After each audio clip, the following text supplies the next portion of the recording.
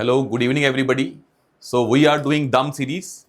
हमने इससे पहले इसमें 24 से लेके 2015 तक सारे पेपर किए हैं। Now we will do the 2025 का paper in the next 2 classes. अब जो हमने पूरे पैटर्न्स डिकोड किए हैं, जो भी एल्गोरिदम बनाया है, that the mindset that we decoded, वो हम इस पेपर में अप्लाई करके देखेंगे। We have applied those patterns in the past papers also, but जो 2026 का पेपर दे रहे हैं बच्चे, उनको ये हुआ कि हाँ भाई, जो भी मैंने अभी तक पैटर्न डिकोड किया है, यूपीएससी का माइंडसेट समझा है, अब मैं अपनी लिमिटेड नॉलेज को 2025 के पेपर में कैसे अप्लाई करूंगा। In the first class that is today we will cover around 30-35 questions, थोड़ा slow, and in the next class हम बाकी क्वेश्चंस करेंगे। बट हमारा गोल यही है कि जो हमने पैटर्न्स डिकोड किए हैं, हम उसी के बेस पे पेपर करेंगे और कोई तरीका अप्लाई नहीं करेंगे। जो लिमिटेड नॉलेज आपके पास है, जो आपने एक्वायर की है इन योर होल जर्नी, और उसको कैसे अप्लाई करना है, अब साथ में वो पैटर्न हमें समझ लिए हैं कि जो भी चीजें हमने इंटरनलाइज की हैं, कोई रट्टाफिकेशन नहीं है, वो the things are very logical. तो माइंडसेट मतलब लॉजिक्स, कोई वो नहीं है कि हैक्स, कोई ट्रिक्स, नथिंग। आपने क्वेश्चंस देखे, पिछले 10 सालों में हमने 1000 क्वेश्चंस किए हैं यूपीएससी के। उन 1000 क्वेश्चंस में यूपीएससी के माइंडसेट, जो एग्जामिनर का माइंडसेट था, वो बार बार रिपीट हुआ। हमने उसको इंटरनलाइज किया। जिसने ये लेक्चर्स नहीं लगाए हैं, these lectures are helpful for those जिनको ये डाउट आता है कि भाई मैंने पढ़ तो लिया है, मैंने हिस्ट्री पढ़ ली है, पॉलिटी पढ़ ली है, पर मेरे नंबर नहीं आ रहे हैं। पढ़ना और नंबर लेके आने में बड़ा गैप होता है, बिकॉज लिमिटेड नॉलेज को अप्लाई कैसे करना है, that is very important in competitive exams जो ऑब्जेक्टिव होते हैं। अगर आपने वो डिकोड कर लिया, फिर चीजें आसान हो जाएंगी। फिर लिमिटेड नॉलेज के बेसिस पे भी आप कट ऑफ क्लियर कर पाएंगे, आपके 10-15 नंबर ज्यादा आएंगे। और हमें पैटर्न जो किए हैं, हम उसको अप्लाई करेंगे, चाहे क्वेश्चन सही हो चाहे गलत हो, बिकॉज वी नो दैट कि जब हम वो अप्लाई करेंगे पैटर्न, अब आपका 70-80% पेपर सही होगा, 20-30% गलत होगा। पर हमें नेट क्या करना है, कट ऑफ क्लियर करनी है। हमारा गोल पूरे नंबर लेके आना है ही नहीं है। And this is the approach to clear any competitive exam जो ऑब्जेक्टिव नेचर का होता है। सब्जेक्टिव के अपने फंडे होंगे, ऑब्जेक्टिव के अपने फंडे हैं, और इन फंडों को हमने समझा है, और वही आज हम अप्लाई करेंगे 2025 के पेपर में। एंड आई होप, अगर आपको फिर भी कोई डाउट है, you can mention in the comment section, that we can discuss कि भाई हाँ, आपको क्या डाउट आ रहे हैं। अब हम स्टार्ट करते हैं 2025 का पेपर। सेट ए ही है, हम ए ही डिस्कस करते होते हैं, सेट ए हमेशा। अब देखें पहला क्वेश्चन क्या है। With reference to investments consider the following: bonds, stocks, hedge funds and venture capital.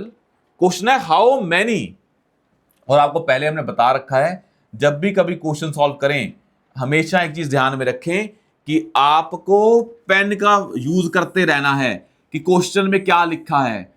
क्या को लिखा है, how many of the above are treated as alternative investment funds. अब मुझे एक चीज सिंपल से बताएं, वर्ड क्या है, ऑल्टरनेटिव इन्वेस्टमेंट फंड्स। मतलब कुछ फंड्स होंगे, इन्वेस्टमेंट फंड्स होंगे जो ऑल्टरनेटिव नहीं होंगे, ट्रेडिशनल होंगे, ओल्ड होंगे। और आप जब पढ़ते होते हैं इन्वेस्टमेंट फंड्स, उसमें ओल्ड में क्या पढ़ते होते हैं, bonds, stock, shares. It means bonds and stocks are not alternative, because we study in a traditional format also. जो ट्रेडिशनल से अलग होंगे वो अल्टरनेटिव में आएंगे ना, तो उस बेसिस पे 1 और 3 तो नहीं होगा। यहां ऑप्शन है ओनली 1, 2, 3, 4। ये क्या, हेज फंड्स और वेंचर कैपिटल, ये आप नहीं पढ़ते हैं, तो ये ऑफ कोर्स किस में होंगे, ऑल्टरनेटिव इन्वेस्टमेंट फंड्स में। तो आपने सिंपल देखा कि भाई जो चीजें मैं नहीं पढ़ता हूं, जो मैं कॉमन फंड्स पढ़ता हूं, बॉन्ड्स, गवर्नमेंट सिक्योरिटी, वो ट्रेडिशनल है या ओल्ड इन्वेस्टमेंट फंड्स हैं। ऑल्टरनेटिव वाले उससे अलग होंगे, और वो आप ये नहीं पढ़ते हैं, हेज फंड्स और वेंचर कैपिटल ट्रेडिशनल में। It means these are the answer, and answer is going to be the B, as simple as that. तो इसका आंसर क्या है, बी इज द आंसर।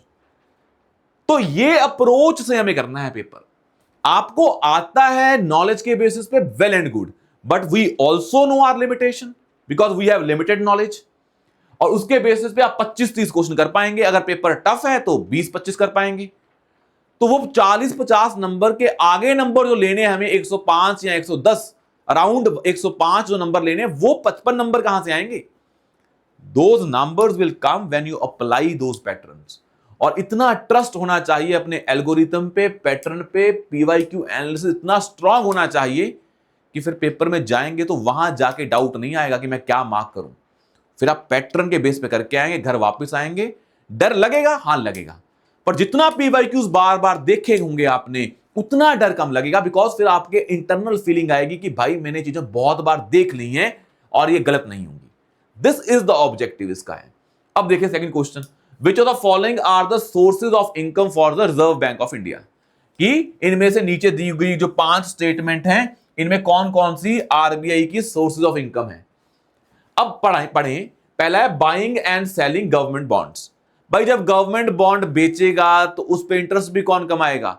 अगर आरबीआई के पास गवर्नमेंट सिक्योरिटी है, उसे मनी सप्लाई चेंज करनी है तो वो गवर्नमेंट सिक्योरिटी बेचता है, पैसा लेता है, या गवर्नमेंट सिक्योरिटी क्या करेगा? खरीदेगा, पैसा देगा। तो इसमें जब हम देते हैं बॉन्ड, उस पर पैसा मिल रहा होता है, वो इंटरेस्ट, वो इनकम किसकी होगी? आरबीआई की होगी। Very logical. Buying and selling foreign currency, भाई आरबीआई के पास फॉरेन करेंसी है, जैसे फॉरेन करेंसी का एक्सचेंज रेट चेंज होता है तो उसका प्रॉफिट भी कौन कमाता है? आरबीआई कमाएगा। बस आप ये देखें, क्या आरबीआई फॉरेन करेंसी से डील करता है? क्या आरबीआई गवर्नमेंट बॉन्ड से डील करता है? अगर करता है तो उससे प्रॉफिट तो आता ही आता है। अगर आप करेंगे आपको भी आएगा, आरबीआई करेगा आरबीआई को भी आएगा। अगला है पेंशन फंड मैनेजमेंट। अगर पेंशन फंड मैनेज करने हैं तो भाई आपने पेंशन फंड कहीं इन्वेस्ट करते हो ना, फंड है ना भाई। अगर पेंशन फंड मैनेज कर रहे हो तो मैनेजमेंट से फंड को इन्वेस्ट किया होगा, वहां से भी तो इनकम आएगी। तो कहने का मतलब, अगर आरबीआई, सिंपल सा काम ये समझ लें, जो काम इनमें से कर सकता है उसमें इनकम तो आती होगी, तो आरबीआई की इनकम बन जाएगी। पर मुझे ये बताएं, आप आरबीआई बैंकर ऑफ बैंक्स है या बैंकर ऑफ इंडिविजुअल्स है? क्या आरबीआई में आपका खाता है? क्या आरबीआई में आपका खाता है?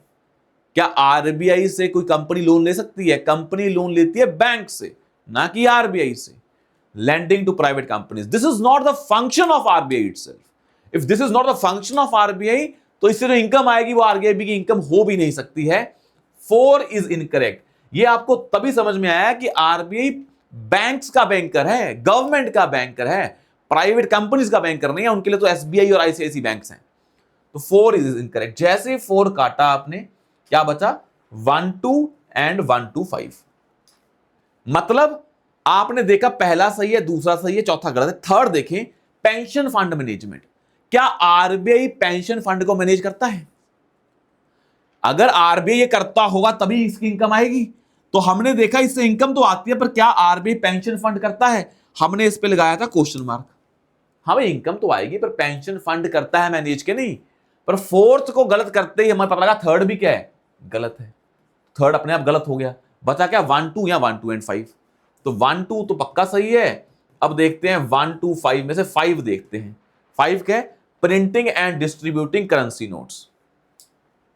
भाई एक चीज बताएं, नोट बनाने में कितने पैसे लगते हैं? 100 मान लो 500 रुपए का नोट है, बनाने में मान लो 15 रुपए लगे, मान लेते हैं 15।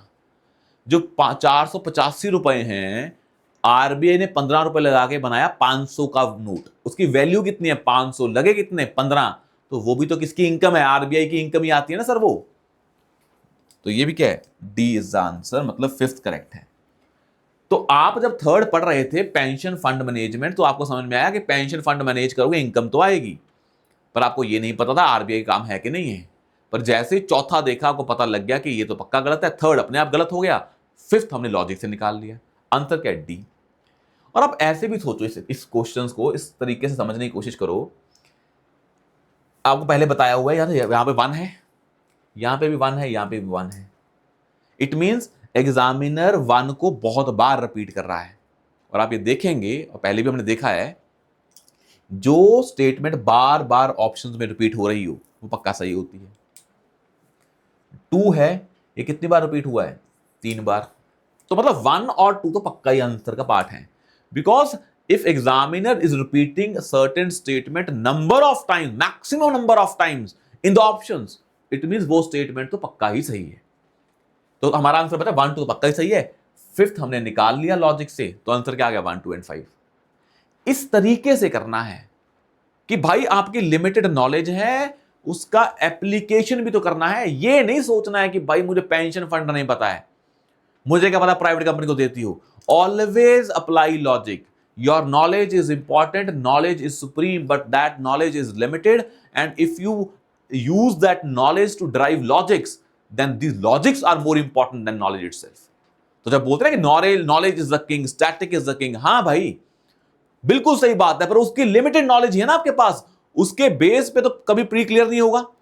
और उस नॉलेज को एक्स्ट्रापोलेट करके लॉजिक निकालना भी तो एक कला है, and that logic is more important than knowledge itself. पर वो लॉजिक आया कहां से है? नॉलेज से। तो ऑलवेज रिमेंबर कि आपको नॉलेज को एक्स्ट्रापोलेट करके कोई लॉजिक भी ड्राइव करने पड़ेंगे, उसके बेसिस पे क्वेश्चंस को, स्टेटमेंट्स को सही गलत करें, ना कि फैक्ट के बेसिस पे, प्योर नॉलेज के बेसिस पे। तो नॉलेज से derive logic is also very important. Now next let's see the question number 3। With reference to the government of India consider the following statements. उन्होंने बताई हैं, ये ऑर्गेनाइजेशन बताई हैं, ये पूछा है क्या काम करती है और किसके अंदर काम करती है। अब मुझे एक चीज बताओ, यहां पे 3 मिनिस्ट्री दी हैं, हमें ये तो पक्का पता है अगर तीनों फैक्चुअल्स हैं तो तीनों स्टेटमेंट तो करेक्ट नहीं होंगे। तो ऑल ऑफ द 3 तो मैं कभी करेक्ट नहीं करूंगा अनलेस और अनटिल लॉजिक आ जाए। हमें ब्रॉड पता है कि ऑल 3 तो करेक्ट नहीं होंगे अनलेस और अनटिल हमने पढ़ने के बाद लगे कि हाँ सारा कुछ लॉजिकल है। पर माइंड में क्लियर है कि तीनों के चांसेस क्या बहुत कम है, और नन के चांसेस भी बहुत कम होते हैं, बहुत कम होते हैं। आईआर का पेपर देखेंगे ना, आईआर के क्वेश्चंस, इंटरनेशनल रिलेशंस के जो क्वेश्चंस आते हैं यहाँ पे प्रीलिम्स में, वहां पे नन के चांसेस ज्यादा हैं, पर एज सच बाकी जो सब्जेक्ट्स हैं वहां पे नन के चांसेस बहुत कम होते हैं। तो हमने नन और ऑल को डाल दिया डाउट में। अब आता है ओनली 1 या ओनली 2। पर ये इसका मतलब ये नहीं है इसको बस बिना देखे ही क्या कर दें, क्रॉस कर दें। हमें पता है इसके चांसेस बहुत कम हैं। अगर डाउट आया तो मैं ए बी में से मारूंगा, सी डी में से मारूंगा ही नहीं। अब पढ़ते हैं पहला, डायरेक्टर ऑफ इन्फोर्समेंट, मतलब ईडी किसके अंदर है? ईडी का काम क्या है? Enforcement of fugitive economic offenders act. हाँ भाई, जो भगौड़े हैं, देश से पैसा लेके भागे हैं, उनमें ईडी काम करेगी। तो ऑफ कोर्स ईडी होती है जो इकोनॉमिक ऑफेंसेस को लेकर डील करती है। Internal security division of ministry of home affairs, भाई डायरेक्टोरेट ऑफ इन्फोर्समेंट है, ईडी है। ये मिनिस्ट्री ऑफ होम अफेयर के अंदर क्यों आएगी? ये मिनिस्ट्री ऑफ फाइनेंस के अंदर आएगी ना, पैसे को डील करती है, इकोनॉमिक ऑफेंसेस को। तो आपको समझ में आया कि ये तो गलत दे रखा है, क्वेश्चन मार्क।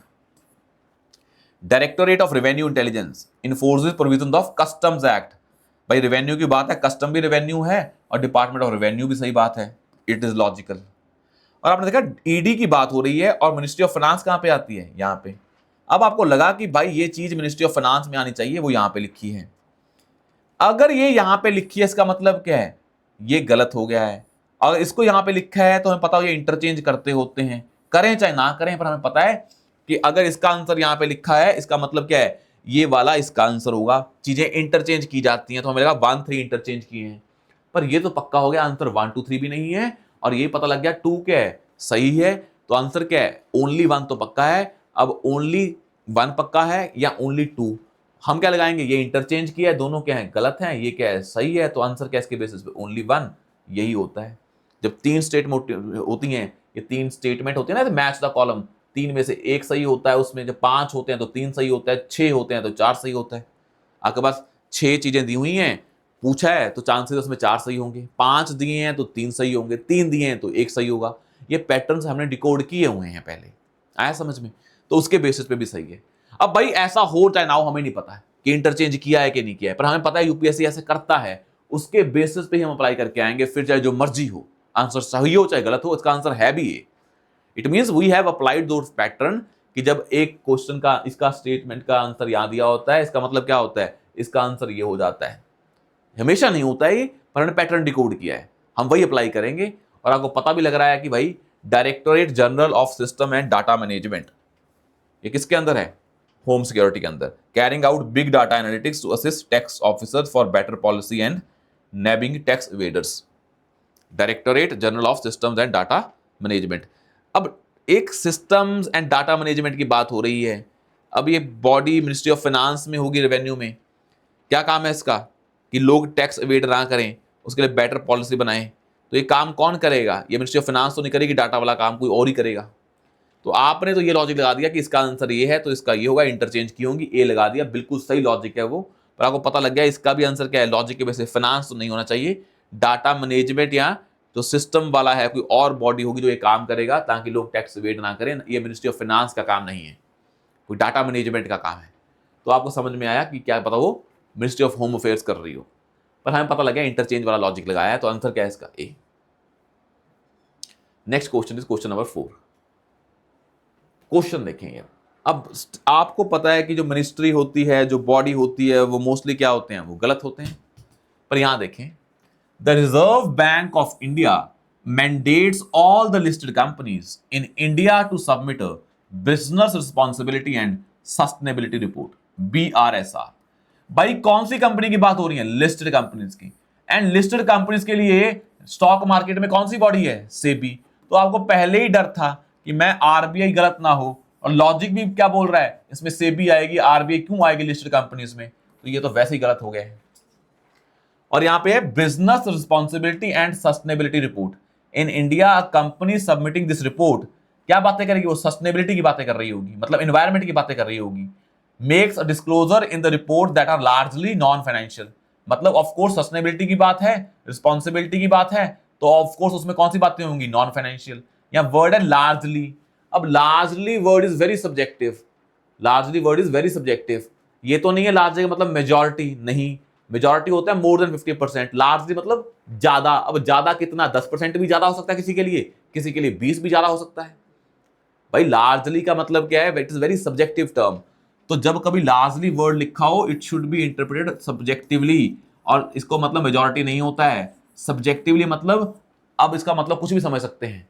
पर आपको इतना समझ में आ गया कि इन दोनों में नॉन फाइनेंशियल बातें होंगी, बिल्कुल होंगी, वो लार्जली हो सकती हैं। अगर लार्जली नहीं है तो कौन बताएगा वो लार्जली नहीं है? तो अब लार्जली वर्ड को वैसे ही काट दें, इसको वैसे ऐसे समझें कि उसमें नॉन फाइनेंशियल बातें होती होंगी, बिल्कुल होती होंगी, तो मैं उसको लार्जली बोल सकता हूं। तो largely non financial in nature. और यहां वर्ड भी क्या है? Responsibility and sustainability. अगर नाम में ही नॉन फाइनेंशियल चीजें आ रही हैं तो उसमें रिपोर्ट में भी क्या होगा? नॉन फाइनेंशियल पे ही ज्यादा फोकस होगा। और largely word is very subjective, किसी के लिए वो लार्जली हो सकता है, किसी के लिए वो नहीं होगा, डिपेंड करता है। किसी के लिए 8 घंटे पढ़ना बहुत ज्यादा होगा, लार्जली स्टडिंग, किसी के लिए 2 घंटे पढ़ना क्या होगा? Largely studying, depending upon the case. It's very subjective term. तो ये बिल्कुल लॉजिकल है, ये फैक्ट के बेसिस पे गलत है और ये लॉजिक के बेसिस पे सही है। तो आंसर क्या है इसका? 2 ओनली। Answer is B. इसका आंसर क्या है? बी। अगला देखें, कंसीडर द फॉलोइंग स्टेटमेंट्स। पहला है स्टेटमेंट 1। स्टेटमेंट 1 कह रही है in India income from allied agriculture activities like poultry farming and wool rearing in rural areas is exempted from any tax. भाई मुझे एक चीज बताएं, एग्रीकल्चर पे इनकम टैक्स नहीं लगता है, पर उस एक्टिविटी जो अलाइड हैं, वो भी एग्रीकल्चर का पार्ट ही है, उससे जो इनकम आई है उस पर कोई और टैक्स नहीं लगेगा? Any tax. भाई तुम इनकम टैक्स बोलो तो भी हम करें, इसको सोचें, जो आपने इनकम कमाई है उस पर कोई टैक्स नहीं लगेगा। भाई टैक्स बहुत टाइप्स के हो सकते हैं ना, इनकम टैक्स से एग्जेम्प्टेड है, आपने कोई और टैक्स लगा दिया उस पर तो क्या करें? बड़ा ही एक्सट्रीम वर्ड है एनी टैक्स, बड़ा ही rural areas, poultry and farming, allied agriculture, इसको काट दें, अलाइड एग्रीकल्चर मतलब in rural area is exempted. तो कोई बंदा अर्बन एरिया में ये काम कर रहा है वो एग्जेम्प्टेड नहीं होगा, ये कहना चाह रहा है। मतलब अगर इसको बनानी होती तो ये बताता ना कि in India income from this sector is exempted from any tax. Why the examiner use the word specific rural areas? तो मतलब कहने का मतलब ये स्टेटमेंट उसने कहीं कॉपी से नहीं बनाई है, कहीं मतलब कॉपी नहीं की है कहीं से। अगर कॉपी नहीं की है तो मतलब क्या है? उसने अपनी ज्ञानबाजी ऐड की है। अगर अपनी ज्ञानबाजी ऐड की है तो ज्ञानबाजी में उसने क्या लिख दिया? From any tax. But income tax के अलावा भी तो टैक्स होते हैं इनकम पे, तो यहां से स्टेटमेंट क्या होगी? गलत। In India rural agriculture land is not considered as capital asset under the provision of income tax act. तो यहीं से आपको समझ में आया कि इंडिया में rural agriculture land is not considered as capital asset, तो उस लैंड पे कोई टैक्स नहीं लगता है। तो ये बात बिल्कुल सही है। और वैसे भी इन क्वेश्चन में क्या होता है, जैसे ही आपने एक स्टेटमेंट गलत किया आपका आंसर वैसे ही आ जाता है क्या? डी, क्योंकि दोनों स्टेटमेंट तो गलत होती भी नहीं है। तो आपको समझ में आया कि ये तो स्टेटमेंट बिल्कुल सही है कि इनकम टैक्स के हिसाब से वो जो कैपिटल एसेट है लैंड, उसको कैपिटल एसेट नहीं माना जाता, तो उस पर टैक्स नहीं लगता है, बिल्कुल सही। एग्रीकल्चर इनकम पे भी कोई टैक्स नहीं लगता है, ये कहना कि एग्रीकल्चर इनकम पे कोई टैक्स नहीं लगता है, that is incorrect. Income tax नहीं लगता है मान लेते, टैक्स बहुत टाइप के हो सकते हैं, वो तो लग सकते हैं, कोई भी स्टेट गवर्नमेंट लगा सकती है टैक्स। नेक्स्ट है 6, इंडिया हैज ज्वाइंड द, अब देखें 3 स्टेटमेंट है, जैसे ही 3 स्टेटमेंट आती हैं तो आपको थोड़ा सा कॉन्फिडेंस तो बढ़ जाता है कि शायद इसमें कुछ ना कुछ तो चल रहा है, कि इसमें कुछ ना कुछ तो झूठ बोला होगा और मैं पकड़ लूंगा उस झूठ को, उसके बेसिस पे, उस बेसिस पे। अब देखें इसमें पहला क्या है, पहला है India has joined mineral security partnership as a member, as a member. नहीं पता, क्या पता किया हो क्या पता ना किया हो, छोड़ देते हैं। India is a resource rich country. अब भाई ये बड़ा सब्जेक्टिव है ना, रिसोर्स रिच कंट्री, हाँ रिसोर्सेज होंगे, कई नहीं होंगे, कई होंगे, पर जितने हैं उसके बेसिस पे बोल देंगे ना रिसोर्स रिच चाहिए, मतलब रिसोर्स लेस कंट्री है। In all the 30 critical minerals, India is resource rich in all the 30 critical minerals. भाई यही तो रो रहे हैं हम बाहर से कि हमें अपने क्रिटिकल मिनरल के लिए बाहर पे डिपेंडेंट है। अगर हम रिसोर्स रिच होते सभी में, फिर हम बाहर पे क्यों डिपेंडेंट होते, फिर तो बात ही कुछ और होती। वर्ड क्या है, in all the 30 critical minerals that it has identified, not at all. Critical minerals हैं बिकॉज इनकी क्या है, क्रिटिकल मतलब इनकी सप्लाई है जो, उसको लेके इशू है, तभी तो इसको यहां रखा गया है। तो उसके बेसिस पे ये स्टेटमेंट तो गलत हो गई। मतलब ये तो बिल्कुल ही क्या है, इलॉजिकल स्टेटमेंट है कि इंडिया 30 क्रिटिकल मिनरल्स में रिसोर्स रिच है, फिर तो इंडिया नेक्स्ट ना बन जाए, नेक्स्ट चाइना ना बन जाए। जैसे सेकंड काटा, answer is 1 and 3, C is the answer. कुछ नहीं सोचा आपने, इस स्टेटमेंट में आपने एक स्टेटमेंट पकड़ ली, काम खत्म। और इंडिया ने हाथ ज्वाइन किया है, मिनरल सिक्योरिटी पार्टनरशिप इसीलिए की है क्योंकि हमारे पास मिनरल्स नहीं है। दूसरा, द पार्लियामेंट ने अमेंड किया था ये act, empowering the central government to exclusively auction mining lease and composite licence for certain critical minerals. आपको ये पता है कि आजकल सेंटर की पावर बढ़ रही है क्योंकि क्रिटिकल मिनरल्स हैं, ये बहुत ही इंपॉर्टेंट हैं। तो इसके लिए रूल्स भी कौन बना रहा है, सेंटर बना रहा है, हमने स्टेट से नहीं दिए हैं उसको rules. Centralisation for the things that are very important for the country as a whole. तो ये बिल्कुल लॉजिकल भी है। यहाँ क्या है, यहाँ पे 3 भी क्या होगा, करेक्ट होगा, क्योंकि मिनरल्स बड़े इंपॉर्टेंट हैं तो सेंट्रल गवर्नमेंट ज़्यादा पावर ले रही है उसको लेके कि कैसे यूज़ करने हैं, स्टेट पे नहीं छोड़ रहे हैं वो। होना भी ऐसा ही चाहिए। पर आपका एक स्टेटमेंट गलत करते आंसर क्या आ गया था।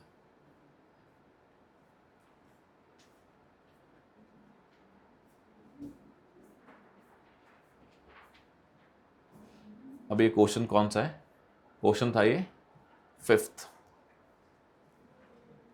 अब ये 6th क्वेश्चन वाला पेज मिसिंग है, just give me a second. क्या आ गया है, आ गया, आ गया, आ गया, आ गया। 5th के बाद आता है,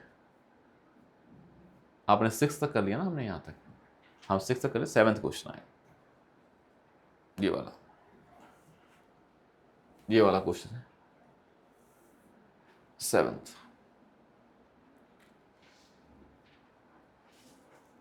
3 स्टेटमेंट है, तो आजकल आपको यूपीएससी ने 3 स्टेटमेंट स्टार्ट कर दिया ना। अब 3 स्टेटमेंट है, उनको पढ़ते हैं। पहला पढ़ें, अब इसमें ना बिल्कुल लॉजिक के बेस पे पढ़ें। पहला है, as regards returns from a investment in a company generally bond holders are considered to be relatively at lower risk than stock holders। Bond और स्टॉक मतलब शेयर, शेयर मतलब you are the land, so you are the owner of company. Bond मतलब आपने company को lend किया है। If you are a part of the company, अगर company को कल कुछ भी प्रॉब्लम आती है तो पहले अगर पैसा देना होगा तो किसको देगी वो, अगर कंपनी बंद हो रही है, अपने शेयर होल्डर्स को देगी या बॉन्ड होल्डर्स को। शेयर होल्डर तो कंपनी का पार्ट ही है ना, तो पहले किसको देंगे, जिससे हमने पैसा उधार लिया हुआ है उसको देंगे। शेयर तो कंपनी का ही पार्ट है, तो लॉस कौन सा आएगा, शेयर होल्डर्स आएंगे। बॉन्ड होल्डर्स को पहले नहीं क्या करना है, नुकसान सहने देना है, बिकॉज हमने उनसे पैसा लिया है। घर में कुछ भी होता है तो जिससे उधार लिया होता है उसको पैसा देते हैं पहले, कि पहले घर वालों को दे देते हैं, तो पहले बाहर वालों को देना होता है ताकि हमारी कोई भी डेट ऑब्लिगेशन खत्म हो जाए। बिल्कुल सही बात है। तभी तो कौन लेस रिस्की हैं, बॉन्ड होल्डर्स। कौन ज्यादा रिस्की हैं, शेयर होल्डर्स। अगला है, bond holders are lenders to a company whereas stock holders are this owners. बिल्कुल सही। तभी तो ये क्या है, लेस रिस्की हैं, वो क्या है, ज्यादा रिस्की हैं। For repayment purpose bond holders are prioritised over stock holders. बिल्कुल सही। तभी तो वो क्या है, कम रिस्की हैं। तो all the 3 statements are correct. This explain this and this explains this also. तो देखिए कहां पे लिखा है, both statement 2 and 3 are correct and both of them explain statement 1। बिल्कुल सही। यहां लिखा है both statement 1 and 2 are correct and statement 1 explain statement 2, statement 2 explain statement 1, statement 3 explain statement 1, 1 नहीं इसको एक्सप्लेन कर रही है क्योंकि वो ऐसी हैं उनके features. These are the features of bonds and shares. For that features, bonds are less risky than shares. Not the other way around. Cause और इफेक्ट को देखना है कि कॉज के कारण ये हो रहा है, कहीं ये ना हो बस दो स्टेटमेंट देखी और इंटरलिंक कर दी. वो पूछते हैं इसके कारण ये हो रहा है या इसके कारण ये हो रहा है. तो हमारे हिसाब से और ये लॉजिक के बेसिस पे क्या है, these are the features and for on that basis we can say that bonds are less risky. तो answer is going to be A. तो इन क्वेश्चन में बस ये नहीं देखना है कि स्टेटमेंट 1 और 2 आपस में लिंक है. हाँ लिंक है, पर ये भी देखना है कौन कॉज है और कौन इफेक्ट है, कौन किसको एक्सप्लेन करता है. ऐसा नहीं है बस इंटरलिंक ढूंढ लिया और डाल दिया, क्योंकि यूपीएससी ये भी देखता है कि स्टेटमेंट 1 एक्सप्लेन्स 2 या statement 2 explains statement 1. Keep that thing in mind. In statement based question अगर आपको कॉज इफेक्ट पड़ा है, आपको पता है कि हाँ 2 से मैं 1 एक्सप्लेन कर सकता हूं, तो 2 इज द रीजन फॉर 1. अब वो लिंक होनी चाहिए, पर लिंक कैसे हो रही है, 1 के कारण 2 या 2 के कारण 1. That is very important to understand. अब आता है नेक्स्ट क्वेश्चन. यहां आंसर क्या आ गया, ए. 8 देखें. अब देखें ये 3 स्टेटमेंट हैं. अब आपको ना 3 स्टेटमेंट देख के लगता है कि भाई कहीं ना कहीं से कुछ तो मिल ही जाएगा. तो जब भी कभी 3 स्टेटमेंट आए और आपको जैसे ऑप्शन नीचे दिए हुए हैं ना, और एक चीज ध्यान में रखें, यहां 1, 2 एंड 3 डी में दिया हुआ है. कई क्वेश्चंस में 1, 2 एंड 3 डी में नहीं दिया है, सी में दिया हुआ है, ए में दिया हुआ है. कहीं पेपर में लगे ये भी सही है, ये भी सही है, ये भी सही है, तीनों सही, आंसर क्या है, डी लगा दिया. पता लगे वहां पे 1, 2, 3 सी में दिया हुआ था. हमें आदत पड़ गई है ना पहले क्वेश्चन करके, पर आजकल यूपीएससी चेंज कर रहा है, तो you have to keep that thing in mind also. But now let's see this question. अगर एक भी स्टेटमेंट पकड़ ली हमने इसकी चोरी, इसके झूठ को पकड़ लिया, हमारा तभी आंसर आ जाएगा. तो जब ये माइंडसेट से क्वेश्चन कर रहे हैं आप कि भाई मुझे एक भी स्टेटमेंट गलत पता लग गई, झूठ पकड़ लिया, मेरा आंसर आ जाएगा, फिर मैं पढ़ूंगा भी उस तरीके से ना. फिर मेरा माइंड ये नहीं चल रहा होगा कि मुझे तीनों स्टेटमेंट पता करनी है, एक भी पता कर ली काम हो जाएगा. Always keep that thing in mind. भाई आपका एग्जाम में कॉन्फिडेंस मेंटेन रहना बड़ा इंपॉर्टेंट है. You are calm and compose and you are reading the question with full presence of mind. Mark these words कि पेपर में आपका प्रेजेंस ऑफ माइंड का इंपैक्ट होता है. आप सोच रहे होते हैं पढ़ लेता, क्या पता ना हो, दोस्त का हो जाएगा. ये बड़ी प्रॉब्लम है ना. अब पेपर में बैठे हैं, आप क्वेश्चन सॉल्व कर रहे हैं, आपको टेंशन ये कम है कि भाई मेरा जो कर रहा हूं वो प्रेजेंस ऑफ माइंड से कर लूं. ज्यादा ये होती है जो मेरे साथ वाला है उसको तो पक्का आता होगा, मैं तो डाउट में हूं. That is the biggest blunder. Exam hall में गए, you and your paper, only these 2 things should be for these 2 hours. कुछ नहीं सोचना है, आके सोचेंगे क्या होगा क्या नहीं होगा. और वैसे ही अब आपका माइंडसेट बना कि मेरे को एक चीज ढूंढनी है. अपने माइंड को थोड़ा काम किया कि भाई मैं अब थोड़ा शांति से करता हूं, देखता हूं, क्या पता मुझे अगले क्वेश्चन में ज्यादा माइंड लगाना पड़ जाए. क्योंकि माइंड तो एग्जॉस्ट होता है ना 2 घंटे में. आप देखेंगे पेपर के लास्ट के 15-20 मिनट में होता है कि बस माइंड नहीं काम कर रहा, मार दो जो भी मार्क करना है. You will see that thing. जिन्होंने भी टेस्ट सीरीज दे रहे हैं उनको समझ में आ रहा होगा. अगर टेस्ट सीरीज आप अच्छे वाली दे रहे हैं जिसमें क्वेश्चंस क्या हैं, थोड़े कम्प्लेक्स हैं, टफ हैं, लेंदी पेपर है, उसमें लास्ट के 25 मिनट में होता है पता नहीं क्या हो गया है, माइंड काम करना बंद कर गया है. So when I am saying this कि आपको पता है कि इसमें एक स्टेटमेंट निकालनी है झूठ, तो माइंड थोड़ा शांत हो जाता है. And keep that thing in between.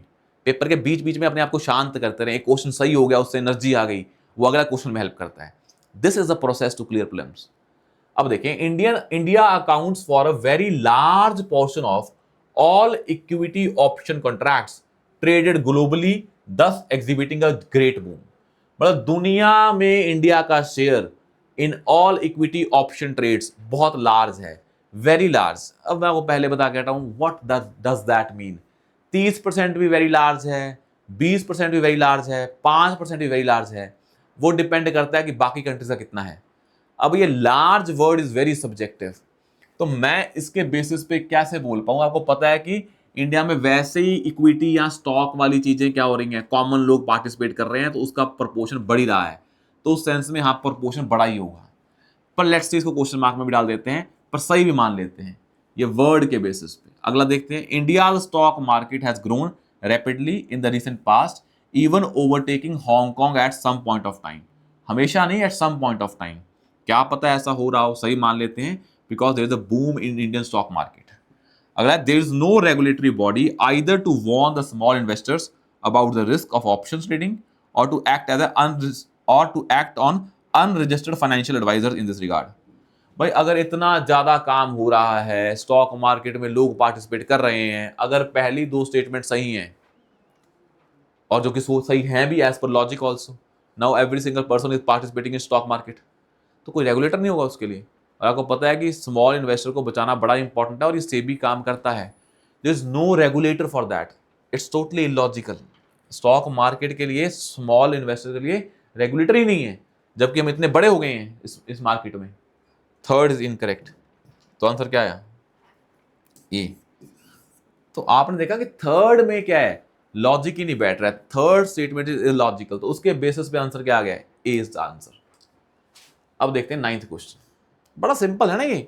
अब ये क्वेश्चन आपने देखा तो आपको वैसे समझ में आ गया कि भाई हमें एक स्टेटमेंट पकड़नी थी झूठ, वो हमने पकड़ ली, काम क्या हो गया हमारा? आसान हो गया। अब देखते हैं क्वेश्चन नंबर 9। ये 4 स्टेटमेंट है।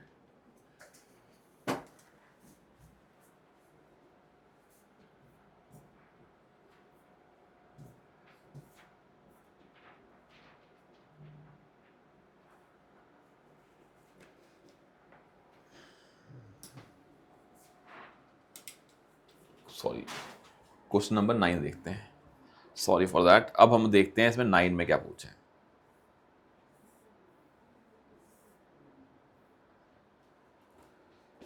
अब देखिए, इसको 4 स्टेटमेंट है, वैसी कहानी है सेम। ये बड़े आसान क्वेश्चन होते हैं। देखिए पहला है सर्कुलर इकोनॉमी, यहां पे है circular economy reduces the emissions of green house gases, emission of green house gases. Circular economy का आइडिया होता है वही कि चीजें क्या हो जाएं, रीयूज होती रहें। आपने कोई चीज ली, उसको वेस्ट नहीं करना है, उसको रीयूज करना है। अगर तुम चीज़ों जो को रीयूज़ करोगे तो ऑफ कोर्स आप ज़्यादा कंज्यूम नहीं करोगे, कंज्यूम इन द सेंस ज़्यादा आपके वेस्ट जनरेट नहीं होगा, ज़्यादा वेस्ट नहीं होगा तो ज़्यादा ग्रीन हाउस गैसेज भी नहीं होंगी।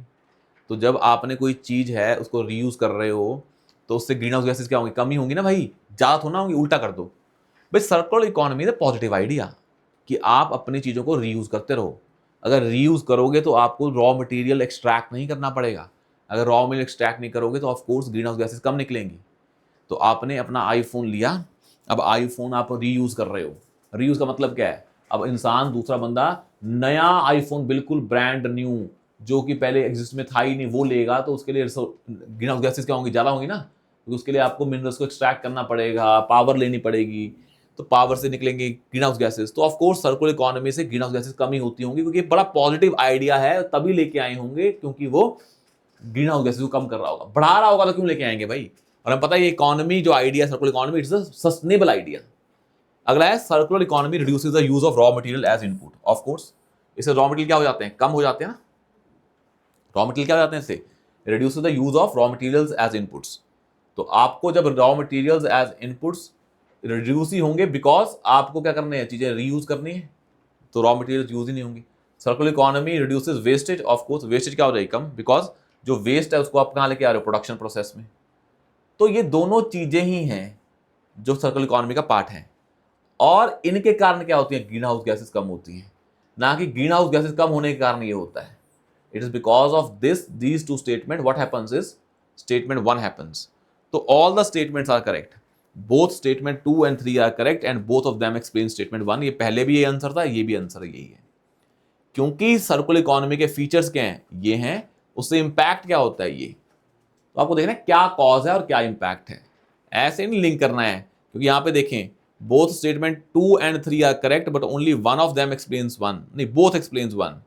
Only one of the statement 2 and 3 is correct and that explains statement 1, कि 2-3 में से एक सही है, नहीं दोनों सही हैं। नाइदर 2 nor 3 आर करेक्ट, गलत, ये तो दोनों क्या सही हैं।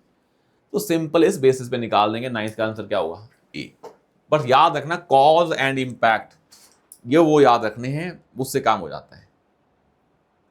बजट का सिंपल सा क्वेश्चन, हमने बहुत बार पढ़ाया, आपको भी ये क्लासरूम में भी पढ़ाते हैं, सब पढ़ाते हैं ये चीजें, कि capital receipts create a liability. Capital receipts create a liability. अब आपको बताया हुआ ना कि कैपिटल रिसीट्स वही होती हैं जिनको लेने से लायबिलिटी बढ़ती है और जिनसे क्या होता है? एसेट कम होता है। बस ये पता है आपको। वो कहाँ पे आते हैं? कैपिटल रिसीट्स में, जिसमें एसेट और लायबिलिटी में इंपैक्ट पड़ता है। अगर ये बढ़ रहा है कैपिटल रिसीट्स तो क्या होगा? लायबिलिटी बढ़ रही होगी या एसेट कम हो रहा होगा। देखते हैं, capital receipts create a liability और cause a reduction in asset of the government, बिल्कुल सही। बोरोइंग्स, आपने बोरो किया, लायबिलिटी बढ़ी। डिसइन्वेस्टमेंट, एसेट कम हुए, बोथ आर कैपिटल रिसीट्स, बिल्कुल सही, क्योंकि यहां पे डेट लायबिलिटी बढ़ती है, यहां पे एसेट्स कम होते हैं। दोनों क्या किसका पार्ट होते हैं? ऊपर कैपिटल रिसीट्स का। Interest received on loans creates a liability on the government. Interest received on loans creates a liability of the government. जो आपने लोन दिए हुए हैं उस पर जो इंटरेस्ट लिया है, it is not a liability, it जैसे आपकी इनकम है वो। तो 1 and 2 are correct.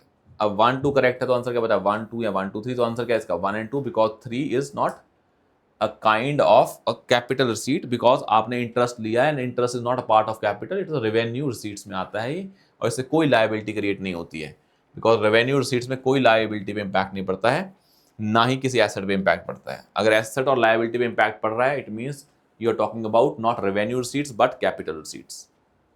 Now let's see the question number 11। I hope यहां तक आपको समझ में आया। अब समझ में आ रहा है कि पेपर में कितना आसान है भाई, कि लॉजिक अगर आपके सुप्रीम है फिर आपको कोई मार्क नहीं दे सकता है। जो भी दिन दिन बचे हैं आपके पास, 10-12 दिन बचे हैं, जैसे आज आपके पास 10-12 दिन बचे हैं आपके पास, जितने भी दिन बचे हैं एक काम करें, जितना पढ़ लिया उसको रिवाइज करते रहें, उसको लास्ट तक नहीं छोड़ना है। बट साथ में एक चीज़ ये भी दिमाग रखें, कैसे मेरे को अपना यूपीएससी का माइंडसेट डिकोड करना है, क्योंकि एग्जाम हॉल में मैं अकेले नॉलेज पे नहीं कर पाऊंगा। And if you are missing this part of them series, it's very very costly. Not attending those lectures is very costly. मतलब ये लेक्चर्स नहीं, आपने पीवाई क्यू एनालिसिस किया है, अगर वो कर लिया है, if you are not done that, then this is very big disaster. और कोई करवा रहा है जिसका एक्सपीरियंस है, इट्स बेनिफिशियल फॉर यू, तो try to inculcate those mindsets.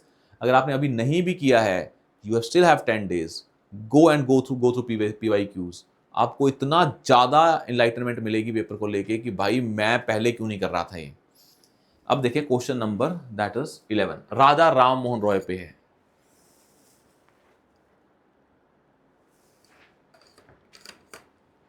Consider the following statements about Raja Ram Mohan Roy.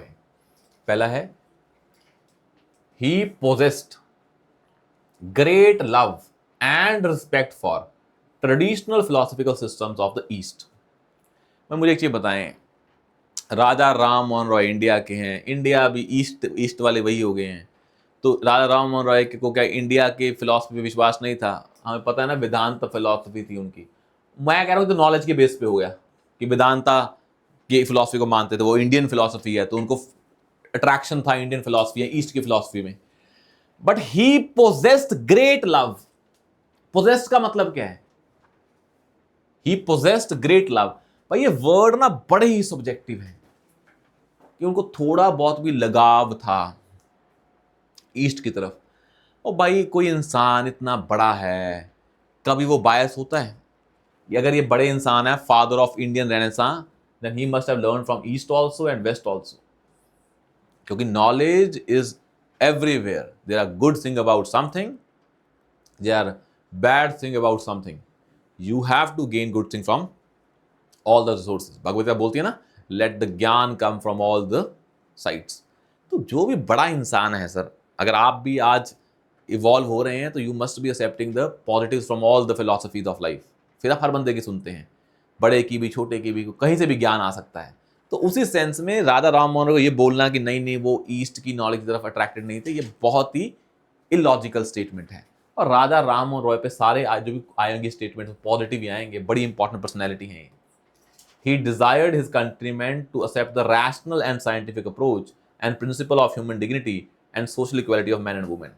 इसको उल्टा कर दो, वो इक्वालिटी नहीं चाहते थे, ह्यूमन डिग्निटी नहीं चाहते थे, नेशनल साइंटिफिक अप्रोच नहीं चाहते थे, रैशनल नहीं थे। फादर ऑफ इंडियन रेनेसा क्यों है? फिर रीजन तो बोलेंगे ना ये, तो काम खत्म। उल्टा करोगे तो बिल्कुल इलॉजिकल है। अगर स्टेटमेंट आपने उल्टी की और वो गलत लग रही है, इसका मतलब स्टेटमेंट आपने थी आपके पास, जो आपने उल्टी की थी वो क्या हो जाएगी? सही हो जाएगी। It is correct. तो आंसर इज बोथ 1 and 2। इसमें कुछ है ही नहीं है। आप स्टेटमेंट जो भी होती है उसको उल्टा किया करो। उल्टा करोगे ना तो लगती है बिल्कुल घटिया। मतलब जो आप पहले थी आपकी जिसमें आपको डाउट आ रहा था वो क्या हो जाएगी, अपने आप सही हो जाएगी। This is the best way, जब भी कभी स्टेटमेंट पे डाउट आए उसको उल्टी करके पढ़ें, ऑपोजिट करके पढ़ें, वो दैट मेक्स मोर सेंस। आया समझ में? Now let's see the question number 11, हो गया 12। Consider the following subjects with regard to non cooperation movement. इसको देखते हैं। अब भाई पेपर में अगर ये क्वेश्चन गलत हो रहा है, इट मींस ना तो आपकी लिमिटेड नॉलेज स्ट्रांग है, वो बहुत ही कम है, और ना आपके माइंडसेट डिकोड किया आपने यूपीएससी का, ना आपका लॉजिक सही है। Because this question can be solved even without knowledge. तो अगर लॉजिक स्ट्रांग है तो क्वेश्चन वैसे ही हो जाता है आपका। स्टेटमेंट पढ़ते हैं। पहला है boycott of law courts and foreign cloth. आप नॉन कोऑपरेट कर रहे हैं किनके साथ? ब्रिटिशर्स के साथ। तो जो कोर्ट रूम बनाए वो किन्होंने बनाए हैं? ब्रिटिशर्स ने। उसको क्या करोगे तुम? बाइकआउट करोगे। फॉरेन क्लॉथ मतलब ब्रिटिशर्स का है, इसको भी क्या करोगे? बाइकआउट, मतलब कोऑपरेट नहीं कर रहे हो। Observance of strict non violence, भाई नॉन कोऑपरेशन का आइडिया ये कौन कौन लेके आए हैं ये चीजें? गांधी जी। और गांधी जी का आइडिया क्या है? Strict non violence. ये थोड़ा ना उन्होंने बोला था थोड़ा बहुत कर लो। अगर उनका ये प्रिंसिपल था तो वो स्ट्रिक्ट फॉर्म में होगा ना। Retention of titles and honours without using them in public. Title रखो पर यूज ना करो। वही वो कहेंगे टाइटल भी क्या कर दो? रिजेक्ट कर दो ना। आपने पता है कि बहुत सारे लोगों ने टाइटल वापस किए थे इस टाइम, तो ये गलत हो गया है। Establishment of panchayat for settling disputes. अगर आप नॉन कॉपरेशन कर रहे हो, मतलब ब्रिटिश के कोर्ट्स को नहीं एक्सेप्ट कर रहे हो, तो डिस्प्यूट तो आएंगे। कौन सॉल्व करेगा? वो विलेज कोर्ट्स, पंचायत, लोग खुद करेंगे। बिल्कुल सही बात है। 1, 2 एंड 4 कहाँ पे बचा है? ओनली 3।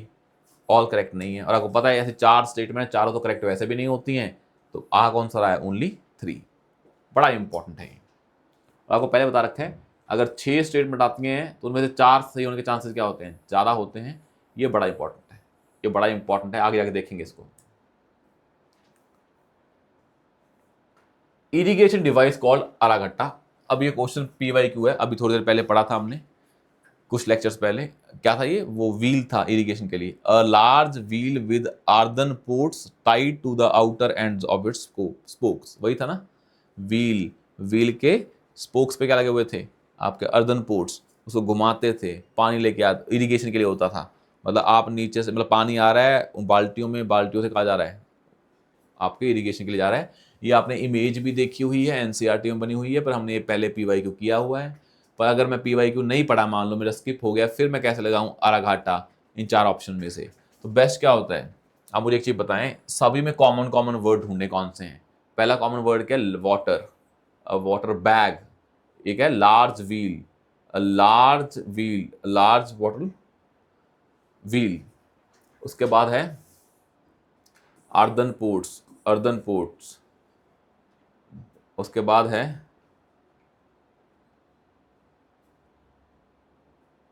बस यही है। मतलब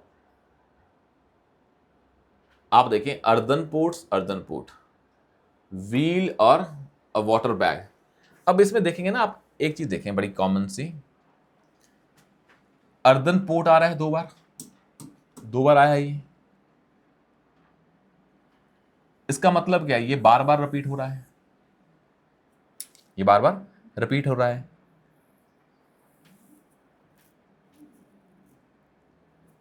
तो जो चीज बार बार रिपीट हो रही है आंसर उसमें से होगा, तो आंसर क्या होगा? बी और सी।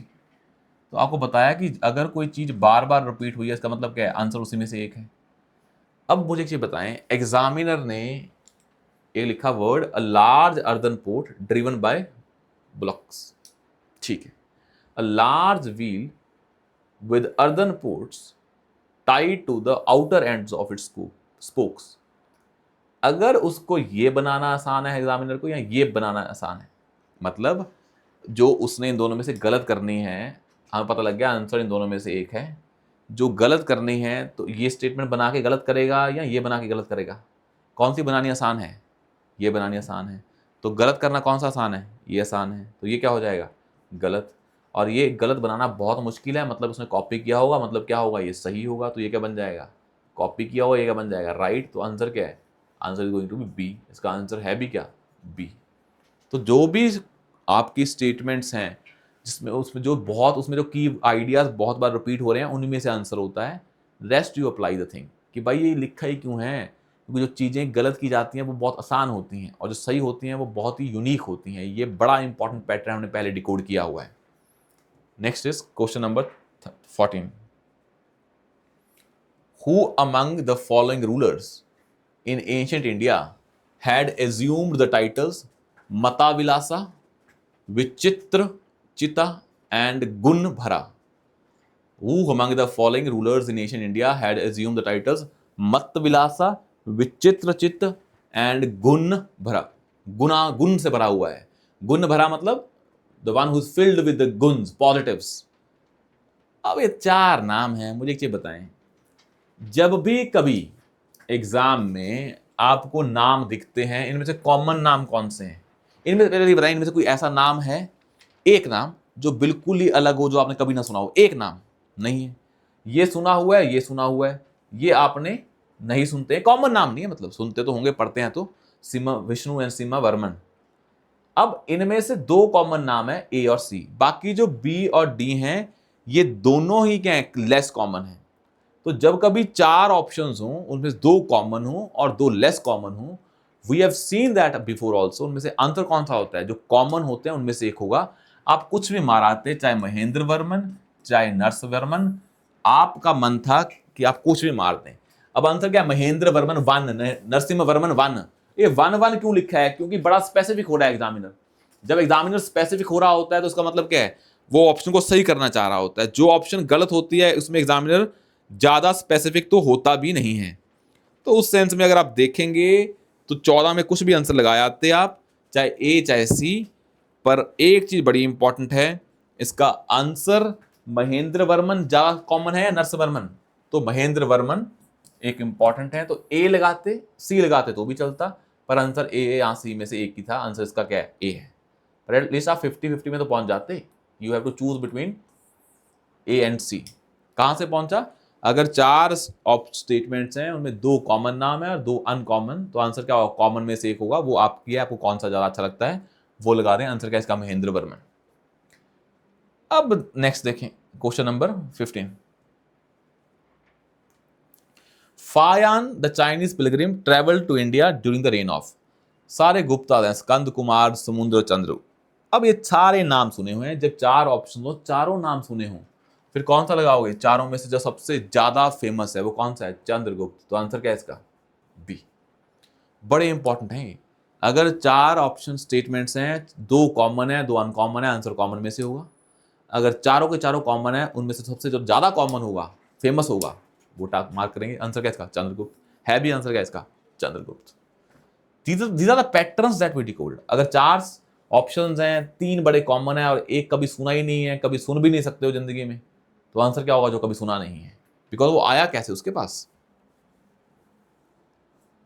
जैसे ये देखें, Who among the following led to a successful military campaign against the kingdom of Srivijaya, the powerful maritime state which ruled the Malayan Peninsula, Sumatra, Java? अब मुझे बताएं कौन से बाई डायनेस्टी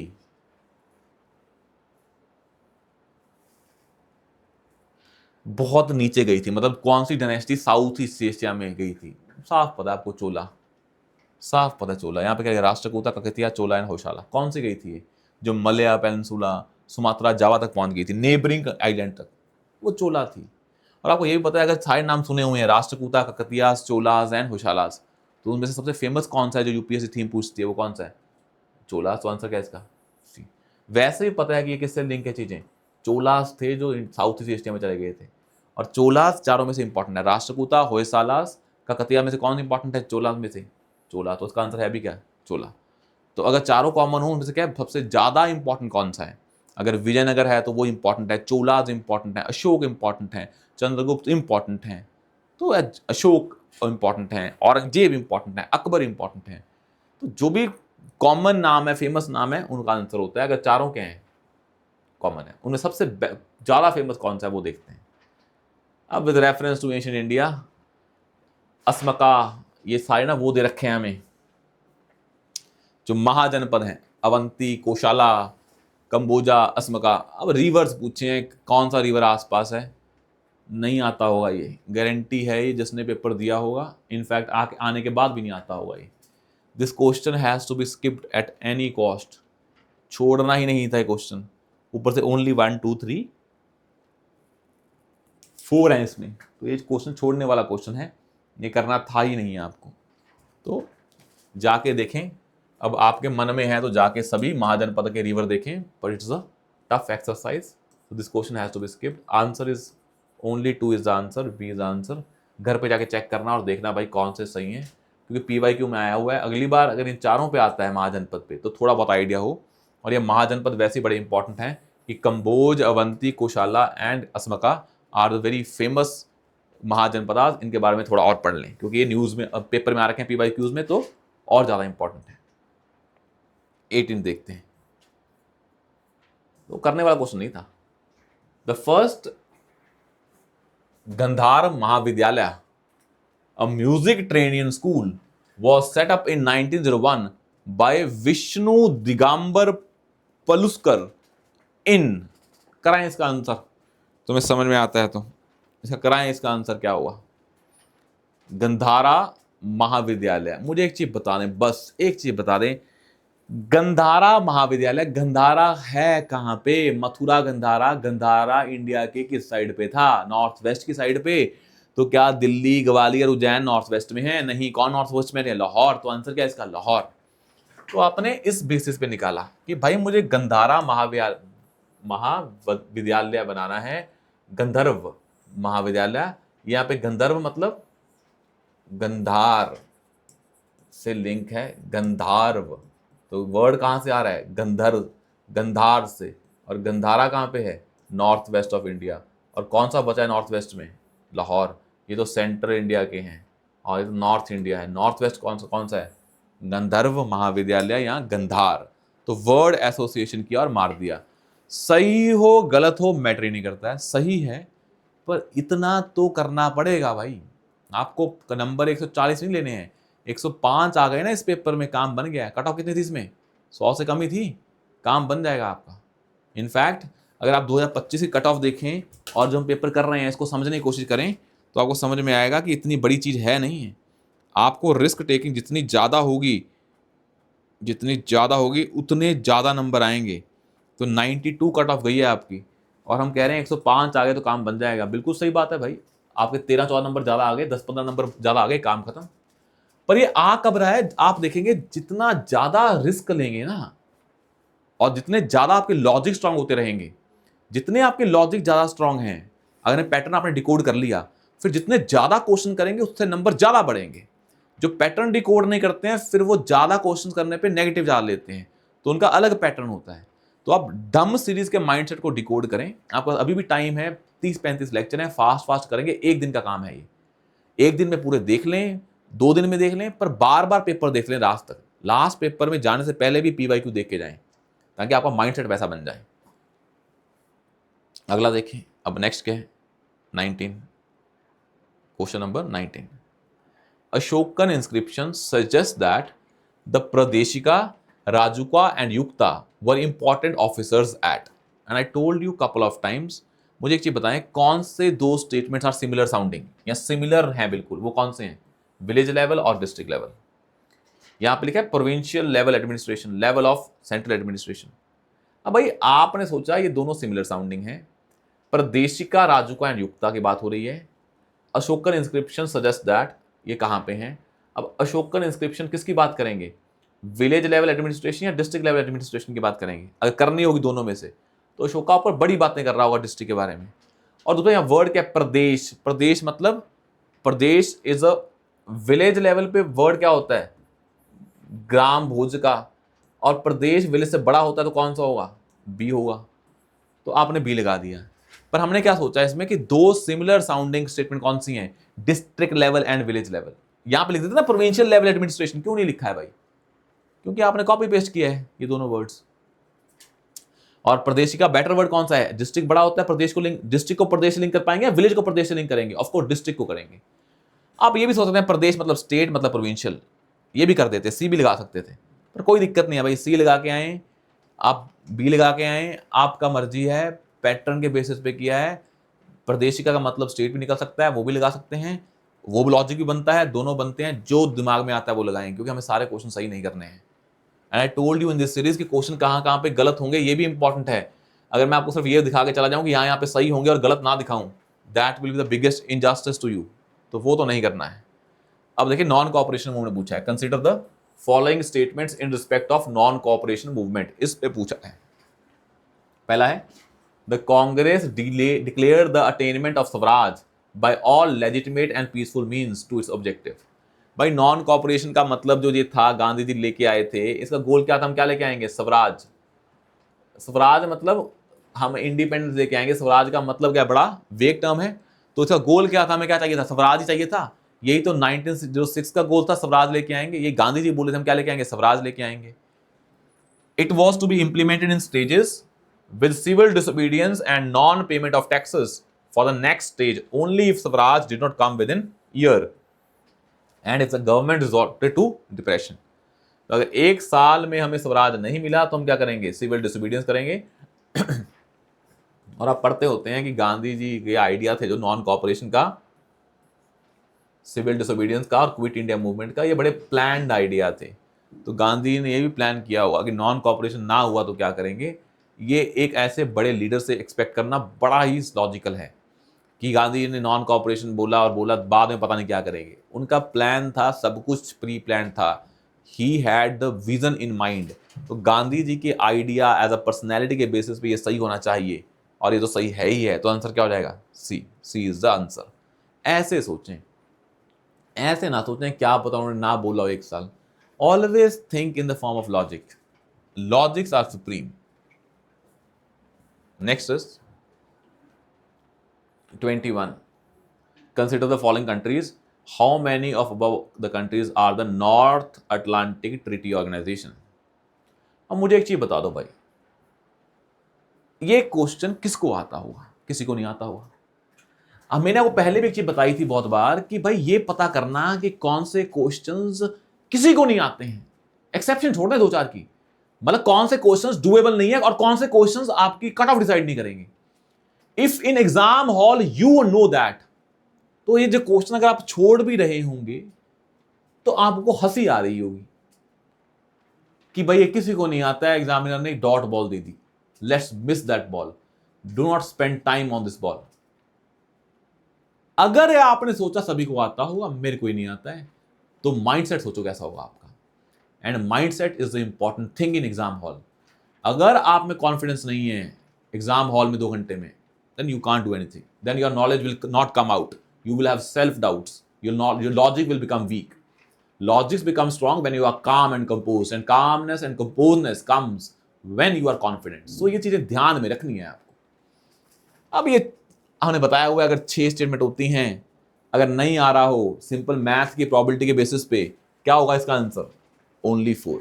हम क्या लगाएंगे, अगर मैथ के बेसिस पे देखें तो क्या आएगा, ओनली 4। इसका आंसर है भी क्या, ओनली 4। अब ये सारे आपको नहीं आते होंगे, अब कौन सा नहीं है कौन सा है ये पता करना बहुत मुश्किल है। आपको 6 के 6 पता होने चाहिए। अगर यहाँ पे स्टेटमेंट कुछ और होते ना 1 2 1 3, फिर तो हम सोचते, यहाँ पे तो है ही क्या, ओनली 1 ओनली 3 ओनली 4 5 एंड 6, तो बड़ा मुश्किल है ये तो। अगला देखें, एंडीज माउंटेन्स कहां कहां से पास होते हैं, ऊपर दी हुई 6 कंट्री में से, ये 6 कंट्री हैं। अब मुझे एक चीज बताएं, ये 6 कंट्री हैं, जैसे ऊपर वाला है, कैसे बता देंगे कि एंडीज माउंटेन की कंट्रीज कौन कौन सी हैं। अगर एंडीज माउंटेन आप देखेंगे कि हाँ भाई मेरे पास जो साउथ अमेरिका है उसके कहां कहां से जाते हैं एंडी माउंटेन्स, कुछ कंट्री तो पता कर लेंगे कि पर कौन सी नहीं है ये पता करना बड़ा मुश्किल है। तो इसका आंसर भी क्या होगा, 6 है, तो हम क्या लगाएंगे प्रोबेबिलिटी के बेसिस पे, 6 में से 4 होने की प्रोबेबिलिटी ज्यादा होती है, तो आंसर क्या होगा, ओनली 4। दोनों में लगाए थे ओनली 4, एक तो सही हो जाता, पर इनफैक्ट अच्छी बात क्या है इसमें, दोनों ही क्या है, ओनली 4 हैं, दोनों सही हो जाते जस्ट बिकॉज ऑफ मैथ्स की प्रोबेबिलिटी के बेसिस पे। आया समझ में यहां तक। ये नहीं कर पाएंगे आप क्वेश्चन नॉलेज के बेसिस पे, रिस्क लेना है तो ओनली 4, यहां पे नहीं कर पाएंगे, यहां पे थोड़ा बहुत कर पाएंगे पर रिस्क तो लेना पड़ेगा, ओनली 4। यहां पे डाउट आ जाएगा, क्या पता वो भी जाता हो, क्या पता वो भी जाता हो, फिर डाउट आता ओनली 4 है 5 है या 6 है, यही डाउट आते हैं आपके। 6 तो इसमें है ही नहीं, सॉरी, ओनली 4 है 5 है, इसमें डाउट आता, वो आपको लगाना है, ओनली 4 लगाना है। 23, अब 23 देखें,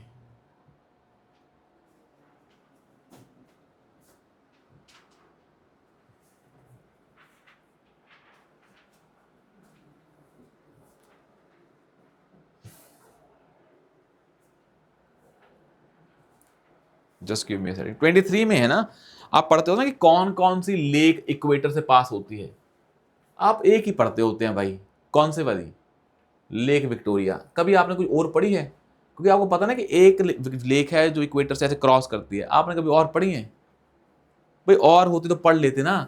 तो लेक तनगायनिका, लेक तोनले सैप, पतोस लगून, तो ये नहीं पढ़ते हैं आप लेक विक्टोरिया एक ही है इंपॉर्टेंट, वो पढ़ते हैं।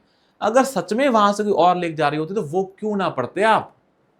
भाई मुझे एक चीज बताएं, जो चीज बड़ी इंपॉर्टेंट है आपने वो पढ़ ली है, अब आप सोचें कि इसमें 10-12 लेक और जा रही होंगी, बिकॉज एक दो लेक ही जाती हैं, एक लेक ही जाती है जो हमें पता है, बाकी नहीं है इक्वेटर से पास करने वाली 2 बार। अगर होती तो पढ़ लेते, बिकॉज वो इंपॉर्टेंट फैक्ट है। तो इसका ऐसी कोई लेक नहीं है, ना ये वाली ना ये वाली ना ये वाली। आंसर क्या है? नन। तो आपको पता है कि लेक विक्टोरिया है, तो ना तो लेक तंग तंग यानी का है, ना लेक तोने सैप है, कौन सी अकेली लेक विक्टोरिया है। इतना पता होता तो काम हो जाता। 24 consider the following statements about turmeric during the year 2022-23। Turmeric को लेके स्टेटमेंट पूछी है 2022-23 की। 2022-23 में पूछा है क्या है? India is the largest producer and exporter of turmeric in the world.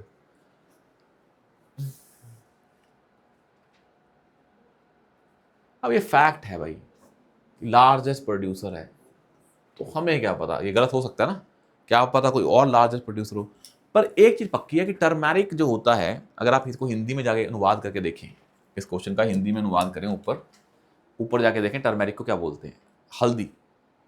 अब आपको पता है ना यार एक चीज तो सिंपल सी, कि हल्दी की जो चीज है कि ये नेचुरल क्या है, एंटीसेप्टिक है। हल्दी एसोसिएटेड किससे है? इंडिया से है ना भाई। टर्मेरिक या हल्दी है तो कौन, इंडिया से एसोसिएटेड है ना ये चीज। इनफैक्ट इंडिया से बाहर गई है, तो उस सेंस में सोचना कि India is the largest producer तो थोड़ा लॉजिकल स्टेटमेंट है ना ये, कि ये चीज जो टर्मेरिक है, ये हल्दी है बात कर रहे हैं, और हल्दी हमें पता है कि इंडिया से ज्यादा एसोसिएटेड है, तो इंडिया का लार्जेस्ट प्रोड्यूसर होगा तो एक्सपोर्टर भी लार्जेस्ट होगा।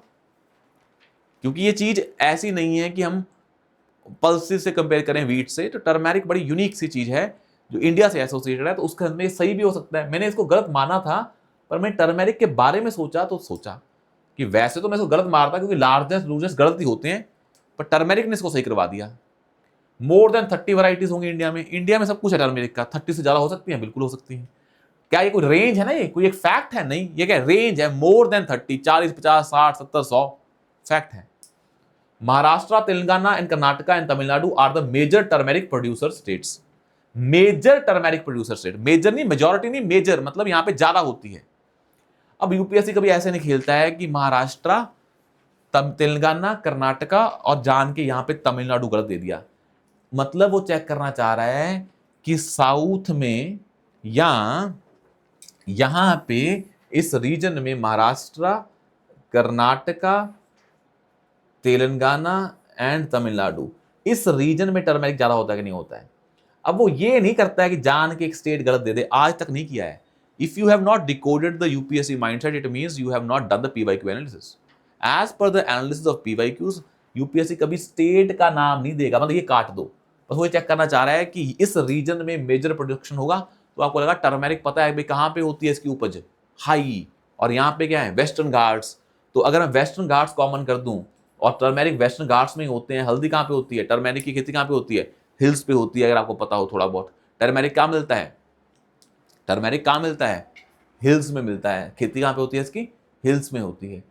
मतलब आप हिल्स भी नहीं पता, आपको मालूम हिल्स में होती है, आपको पता है ये चारों क्या कॉन्टिगुअस हैं। अगर ये चारों स्टेट आसपास है तो यूपीएससी ने स्टेट गलत नहीं दिया, बस ये पूछा कि नीचे यहाँ पे मेजर होते हैं, और मेजर वर्ड ही क्या है, बड़ा सब्जेक्टिव है। तो आपने सोचा कि यूपीएससी कभी स्टेट्स गलत नहीं देता है, बस मुझे ये देखना है कि इस रीजन में मेजर होता होगा। तो आपने सोचा ये स्टेट्स में नहीं मानता, बस ये देखता हूं कि इस रीजन में मेजर होता होगा कि नहीं। और मेजर अपने आप में वर्ड क्या बड़ा सब्जेक्टिव है, मेजॉरिटी नहीं पूछा है। मेजर मतलब 20% भी मेजर है और 30% भी क्या है, मेजर है। ये सुना 70% ही मेजर होगा, मेजॉरिटी अलग चीज होती है। मेजर वर्ड बड़ा क्या है, लार्जली लिख लो इसकी जगह, और लार्जली क्या बड़ा सब्जेक्टिव वर्ड है। तो आपने बोला ये वर्ड ही बड़ा सब्जेक्टिव है, तो स्टेट गलत होती नहीं है, स्टेटमेंट क्या हो गया, ये सही हो गया है। मोर देन 30% इज रेंज, और ये फैक्ट है, इसको मैं गलत कर सकता हूं, आंसर में 2 3 मारूंगा, तो मुझे पता है कि टर्मेरिक इंडिया से एसोसिएटेड है, तो मैं 1 2 3 भी मार सकता हूं, और ऊपर जाके देखते हैं क्या ऑप्शंस हैं। 2 3 भी हो सकता है और 1 2 3 भी। अब आपकी गट फीलिंग है, अगर समझ में आता है कि टर्मेरिक इंडिया से एसोसिएटेड है, तो मैं क्या मारूंगा, इसका आंसर डी। इसका आंसर है भी क्या, डी। और आप ये भी देखो, यूपीएससी ने आपके आंसर को सही करने के लिए क्या दिया है कि इंडिया 2022-23 में क्या था, लार्जेस्ट प्रोड्यूसर। ऐसा नहीं लिखा, इसको काट दिया है। अगर इसको ना लिखता 2022-23, तो मतलब क्या है, इंडिया आज भी लार्जेस्ट प्रोड्यूसर है, कल भी, परसों भी था। तो एग्जामिनर ने स्पेसिफिक कर दिया। एग्जामिनर स्पेसिफिक कब करता है, जब उसको स्टेटमेंट को सही करवाना हो। जब एग्जामिनर को पता हो कि स्टेटमेंट गलत है, तो वो बड़ी ब्रॉड लिखता है, कि उसने पहले ही इसको गलत कर दिया होता है, बाकी चीजों का मतलब ही नहीं बनता है। जब उसे सही करनी हो तो बड़े स्पेसिफिक वर्ड ऐड करता है, ताकि वो क्या हो जाए, सही हो जाए। ईयर मेंशन किया मतलब उसके चांसेस क्या सही होने के ज्यादा हो जाते हैं। This is the mindset that we decoded. अगला देखें 25। भाई कॉन्टिनेंटल ड्रिफ्ट थ्योरी के एविडेंस पर पूछ रहे हैं कि कहां कहां से हमें एविडेंस मिलते हैं कॉन्टिनेंटल ड्रिफ्ट थ्योरी के। आपको बस ये देखना होता है इसमें कि क्या मैं इन चीजों को लिंक कर पा रहा हूं कि नहीं। फैक्ट्स नहीं देखने इसमें। यूपीएससी कभी फैक्ट्स पे फोकस नहीं करता है। जब वो किसी लॉजिक की बात कर रहा हो तो उसमें फैक्ट्स भूल जाओ। If you can relate the logic, statement सही हो जाती है। फैक्ट्स होते हैं नंबर, मिनिस्ट्री। अगर वो किसी लॉजिक को एक्सप्लेन कर रहा है, मतलब उसकी एक्सपेक्टेशन यहां से क्या है कि आप उसको लॉजिक से जोड़ पा रहे हैं कि नहीं। उसके अंदर जो भी फैक्ट्स होंगे उसको नहीं जोड़ना है, बिकॉज यहां पे इस क्वेश्चन में एक्सपेक्टेशन ही क्या है आपकी, आपसे एक्सपेक्ट कर रहा है लॉजिक। वो जैसे the belt of ancient rocks from Brazil coast matches with those of West Africa. हाँ भाई, वेस्ट अफ्रीका और ब्राजील क्या होंगे, जुड़े होंगे। अब वो अलग हो गए तो दोनों की रॉक्स मैच कर रही हैं, बिल्कुल लॉजिकल है, तो क्या हो जाएगा सही। The gold deposit of Ghana are derived from the Brazil plateau. Ghana और ब्राजील, आपने देखा ये भी क्या है, ये अफ्रीका है और ये साउथ अमेरिका, दोनों जुड़े होंगे। ब्राजील और घाना लिंक हो सकते हैं, तो वहां से भी एविडेंस आ रहा होगा। अब ये नहीं गोल्ड का आ रहा है, डायमंड का आ रहा है, वो ये चेक कर ही नहीं रहा है यहां पे फैक्ट्स। यहां पे वो सिंपल लॉजिक फैक्ट कर रहा है कि आप ये लिंक कर पा रहे हैं कि नहीं, कहां से कॉन्टिनेंटल ड्रिफ्ट थ्योरी हुई।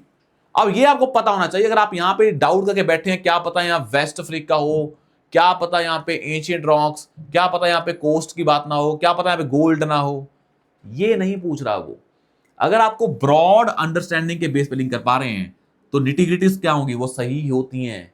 ये आपको पता होना चाहिए। जब वो फैक्ट पे खेलेगा तो अकेले फैक्ट पे खेलेगा, वो लॉजिक के साथ फैक्ट पे नहीं खेलेगा। अगला है the Gondwana system of sediments from India is known to have its counterparts in 6 different land masses in southern hemisphere।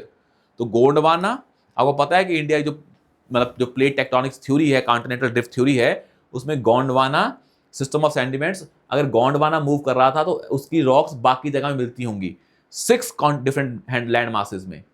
या 6 होगा, 5 होगा, 4 होगा, वो पूछना ये चाह रहा है कि गोंडवाना का सेडिमेंट रॉक्स बाकी जगह मिलता होगा सदर्न हेमिस्फीयर में। गोंडवाना साउथ से गया था तो वहां सदर्न हेमिस्फीयर में भी उसका एलिमेंट मिलता होगा। अब 6 लैंड मासेस, अब कौन से लैंड मास की बात कर रहे हैं, उसने ये तो ना बोला है have it's counterparts in only 6 land masses, 6 में बोला है। अब वो लैंड मास का मतलब क्या है, ये बड़ा डिबेटेबल है। तो ये अपने आप में क्या बड़ा सब्जेक्टिव है। तो जो चीज है ही अपने आप में सब्जेक्टिव, तो 6 में मिलता होगा, बिल्कुल मिलता होगा, क्योंकि वो फैक्ट चेक ही नहीं कर रहा है। चेक क्या चेक कर रहा है, लॉजिक चेक कर रहा है। तो these questions should be solved on the basis of logics, ना कि फैक्ट्स। ये पता होना चाहिए कहां पे फैक्ट्स पूछे जा रहे हैं, कहां पे लॉजिक पूछे जा रहे हैं। बिकॉज फैक्ट्स तो वहां पे भी लिखे हैं, यहां पे भी लिखे हैं, पर यहां लॉजिक की ज्यादा इंपॉर्टेंस है, क्योंकि आपसे वही एक्सपेक्ट किया जा सकता है, फैक्ट्स को एक्सपेक्ट किए भी नहीं जाएंगे। जैसे एक्ट का ईयर सही होता है, वहां फैक्ट चेक भी नहीं कर रहे होते हैं। मिनिस्ट्री होती है तो वहां मिनिस्ट्री चेक कर रहे होते हैं। तो आपको यही पता होना चाहिए कहां पे फैक्ट्स पूछे जा रहे हैं और कहां पे लॉजिक पूछे जा रहे हैं। If you can decode that, फिर काम आसान हो गया। Now let's see the question number 26। The amount of dust particles in the atmosphere is more in subtropical and temperate areas than in equatorial areas. Subtropical and temperate areas have less dry winds. अब मुझे बताएं, dust particle equator में ज्यादा होंगे या सब tropical में ज्यादा होंगे? भाई मुझे बताएं, रेनफॉल कहां ज्यादा होती है? Where you will find the more rainfall. ये क्वेश्चन बड़ा लॉजिकल है कि कहां होती है रेनफॉल। तो 26 का अगर आंसर आपको करना हो, then give me one simple logic कि आप 26 को लॉजिक के बेस पे कैसे करेंगे, आपने नहीं पढ़ा है मान लो। भाई डस्ट पार्टिकल्स कहां ज्यादा होंगे, सब ट्रॉपिकल में, टेम्परेट में, क्योंकि वहां रेनफॉल क्या होती है, कम, जितनी रेन कम उतनी डस्ट हवा में रहेगी। बिल्कुल सही बात। Subtropical and temperate areas have less dry winds, भाई they have more dry winds, तभी तो रेनफॉल नहीं हो रही है, तभी तो डस्ट पार्टिकल सेटल नहीं हो रहे हैं। दोनों क्या कॉन्ट्राडिक्टरी, पहली लॉजिकल है, दूसरी क्या है इलॉजिकल। तो first correct, second incorrect, answer is C. काम यहीं पे खत्म हो गया। First is correct and second is incorrect. Now let's see the question number 27। ये बहुत बार आ चुका है, आपको ये रट्टा लगवा दिया था, ऐसे मूव करते होते हैं। यहां अगर ओशन है, यहां पे लैंड मास है, तो जनवरी में नदरन hemisphere the isotherms bend towards equator while crossing the land masses and poleward while crossing the oceans। तो हमने थोड़ी गलत बना दिया। ये कहने का मतलब कि जब जनवरी होता है, जो नदरन हेमिस्फीयर है, आइसोथर्म बेंड होते हैं while crossing the land mass, तो ओशन में ऊपर जाते हैं, लैंड में नीचे जाते हैं, ये होता है। ये सत्य है, ये याद कर लें, ओशन लैंड मास। ये एनसीईआरटी का एक चैप्टर है, वहां पे लिखा हुआ है, ये पहले भी आ चुका हुआ है, तो इस बार ये PYQ रिपीटेड है। अगर ये गलत हो रहा है तो भाई पाप कर रहे हैं आप, पाप है वो, सुसाइड है फिर वो। If this question is you are marking wrong because this has been repeated in the past. In January the air over the oceans is warmer than the, हाँ ओशंस के ऊपर एयर वार्म होते हैं, because oceans क्या होते हैं, ठंडे भी लेट होते हैं, और जो होते हैं गर्म है वो भी लेट होते हैं, और एक बार हो गए तो वो अगर गर्म है तो फिर ठंडे भी लेट होंगे। तो ओशन है, जनवरी आ गई है, गर्मी इसके ऊपर अभी भी है, तभी इसका क्या है, ये ऊपर जाते हैं कहाँ की तरफ, इक्वेटर की तरफ बेंड होते हैं, वाइल लैंड यहाँ बेंड होते हैं लैंड मास की तरफ, यहाँ बेंड होते हैं क्या, ऊपर की तरफ। मतलब यहाँ पे ओशन में टेम्परेचर ऊपर ज़्यादा हुआ। मतलब आपको मान लो ये लैटिट्यूड है कितने वाला, मान लेते हैं ये 50 वाला है, ये कितने वाला है 30 वाला, तो ओशंस में 50 पे सेम टेम्परेचर होगा जितना लैंड में 30 पे होगा, बिकॉज ओशंस पहले क्या होते हैं, गर्म होते हैं। बात सही है, आंसर इसका क्या है 27 का answer is very simple question. तो both statements are correct, I think दोनों ही करेक्ट है ना भाई, both statements are correct and the second is the explanation for statement 1 because of the oceans have a warmer air over the oceans, तो उसके कारण ये हो जाता है। ये स्टेटमेंट याद रखें ऐसे वाली सिंपल से। 28 in the context of effect of water on rocks, chalk is known as very permeable rock whereas clay is known as quite impermeable or least permeable। भाई क्ले आप बनाते हैं ना, क्ले के खिलौने बनाते थे, तो पता ना क्ले का मेन चीज ही क्या है, उसमें पानी समा जाता है। पानी समा जाता है मतलब क्या, वो बहुत ही ज्यादा परमिएबल है। तो पहली तो वैसे ही गलत होगी। Chalk is porous and hence can absorb water, बिल्कुल सही। Clay is not at all porous, clay is not at all porous. तो in the context of effect of water on rocks, chalk is known as a very permeable where clay is known as less permeable. अब मुझे बताएं पहली statement क्या है इसमें, first statement is correct और incorrect. तो साफ साफ पता लग रहा है कि इसमें पहली स्टेटमेंट क्या है, इनकरेक्ट, दूसरी क्या है करेक्ट, तीसरी क्या है इनकरेक्ट। तो हमें पता है कि अगर हम यहां जाके देखें ऊपर स्टेटमेंट्स को, इधर स्टेटमेंट देखें साफ साफ दिख रहा है, only one of the statement 2 and 3 is correct and that explain statement 1। जैसे ये है ना, ये रहा, in the context of effect of water on rocks, chalk is known as a very permeable rock where clay is known as a quite a impermeable और least permeable rock. अब आप बताएं जो क्ले है it is a quite and impermeable और least permeable, और यहां पे लिखा है clay is not at all porous. अगर वो पोरस नहीं है तो वो परमिएबल भी नहीं है। यही होता है ना, पोरस का मतलब क्या है, जिसमें से पानी जा सके। अब इसमें मेन चीज ये थी, दो वर्ड समझने हैं। एक हमें क्या वर्ड समझने हैं, पोरस, और एक क्या वर्ड समझना हमें, परमिएबिलिटी। अब हमें क्वेश्चन में समझ में आया कि हमें दो वर्ड समझने हैं, पोरस और परमिएबिलिटी। अगर आपको ये दो कंसेप्ट्स आते हैं कि क्या होता है पोरस और क्या होती है परमिएबिलिटी, आपका काम वहीं पे क्लियर हो गया है। क्या होते हैं पोरस और क्या होती है परमिएबिलिटी। पोरस का मतलब होता है, अगर हम देखें clay is not at all porous. Porous का मतलब है जिसे नीचे, उससे समान वाटर उससे नीचे जा सके। अगर पोरस है कोई रोक, उसका मतलब क्या है कि उसमें से सामान नीचे जा पाएगा, वाटर जा पाएगा। इट अलाउज द वाटर या other material to pass through it, that is called as porous. और वैसी एक टर्म होती है परमेबिलिटी। और परमेबिलिटी का मतलब क्या होता है? That is, permeability means open और allowing the things to penetrate. तो दोनों में फर्क है। Clay is not at all porous, porous नहीं है वो, बिल्कुल सही बात है।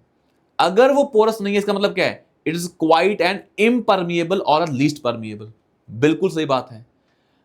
Chalk is known as very permeable. If it is very permeable इसका मतलब क्या है? Chalk is porous and hence can absorb water. भाई अगर चाक वो पोरस है फिर तो वाटर को एब्जॉर्ब नहीं करेगी ना। तो सिंपल सी बात है, जो चीज पोरस है, जो चीज पोरस है उससे चीज नीचे चली जाएगी, मतलब वो एब्जॉर्ब नहीं करेगी। यहां तक समझ में आया? सारा क्वेश्चन छोड़ दें, बस ये समझ में आ गया ना। आपको इतना लॉजिक पता था। पोरस क्या होती है? जिससे चीजें नीचे जा पाए, पास कर पाए, और जो चीज पास करेगी उसमें अब्जॉर्ब नहीं होगा वाटर। तो chalk is porous and hence can absorb water. ये तो लॉजिक खत्म हो गया है।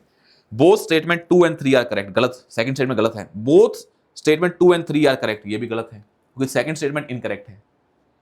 अगला क्या है? Neither statement 2 nor statement 3 is correct. अगला क्या है? Only one of statement 2 and 3 is correct and that explain statement 1। और आपको देखा भाई कि सेकंड स्टेटमेंट गलत थी। Clay is not at all porous, तो सेकंड गलत है। तो क्ले क्या है? क्ले पोरस नहीं है, वो पास नहीं होने देती है, बिल्कुल सही है। तो दोनों में से एक स्टेटमेंट सही है जो किसको एक्सप्लेन कर रही है? इसको एक्सप्लेन कर रही है। Chalk is very known as very permeable rock, whereas clay is known as quite an impermeable rock. Impermeable है because it is not at all porous, and chalk is permeable because chalk is very permeable. So because permeable मतलब because it is porous. तो कहने का मतलब ये statement 2 और 3 में से एक करेक्ट है, और जो किसको एक्सप्लेन कर रही है? स्टेटमेंट 1 को। तभी आंसर क्या है इसका? C is the answer, C is the answer. तो अगर आपको नहीं भी आ रहा है, मान लो ये क्वेश्चन में आपको समझ नहीं आ रहा है, आपको 3-4 बार पढ़ें क्वेश्चन को और बाद में समझें कि पोरस, क्ले को आप दिमाग में रखें और देखिए क्ले में पानी डाला, क्ले में समा जाता है, मतलब वो क्ले में पानी डालते हैं तो नीचे नहीं गिरता है। क्ले में इतनी कैपेसिटी है करने की, तो वो पोरस है। पोरस नहीं है, तभी पोरस नहीं है, तभी वो परमिएबिलिटी भी क्या है? बहुत कम है। और चौक में अलग चीज है और वो उल्टी है उसके। आगे समझ में? अब देखिए नेक्स्ट क्वेश्चन क्या है। Question number 29। Without atmosphere, without atmosphere, without atmosphere, एक सेकंड ने, अगर एटमॉस्फेयर ना होता, आप स्टेटमेंट देखते हैं क्या होता। अगर एटमॉस्फेयर ना होता उससे क्या होता? आप ये देखना, अगर एटमॉस्फेयर नहीं है तो मतलब आपके सारी रेडिएशन धरती पे आएंगी। Without the atmosphere temperature would be very well below freezing point everywhere on earth surface. पहली तो बात, टेम्परेचर कम होता, बिलो फ्रीजिंग पॉइंट क्यों होता? भाई जब ग्रीन हाउस गैस ना होती तो सारी क्या होती? धरती पे जो भी रेडिएशन आती सारी बाहर चली जाती, तो धरती बहुत ठंडी हो जाती। पर ये कहना कि धरती पे सारे पॉइंट्स बिलो फ्रीजिंग पॉइंट हो जाते, ये थोड़ी डिपेंड करता है। अर्थ एटमॉस्फेयर जाता तो टेम्परेचर अलग अलग तरीके से चेंज होता। इक्वेटर में अलग होता, पोल पे अलग होता, पर हाँ ठंडा होता, ये पक्का था। Because green house gas temperature के, अर्थ के टेम्परेचर को मेंटेन करके रखती हैं, ये पक्का पता है। हर जगह ही फ्रीजिंग पॉइंट से कम होता है, कहना गलत है। पहला तो वैसे ही गलत हो गया, आंसर वैसे ही क्या बचा है? 2 and 3। पढ़ लो। Heat absorbed and trapped by the atmosphere remains our planet's average temperature, बिल्कुल सही बात है। Atmospheric gases carbon dioxide are particularly good at absorbing and trapping radiation, बिल्कुल सही, वही है green house gas. 2 and 3 are correct, answer is D. तो ये ना जो होता है कि सारी जगह पे टेम्परेचर कम हो जाएगा, इसके आने से ड्रास्टिकली ये हो जाएगा, सब गलत होती हैं। वो ये पैटर्न है, डिकोड किए हुए हमने। Consider the following statements about the Rashtriya Gokul mission. It is important for the upliftment of rural poor as majority of low producing indigenous animals are with small and marginal farmers and landless laborers।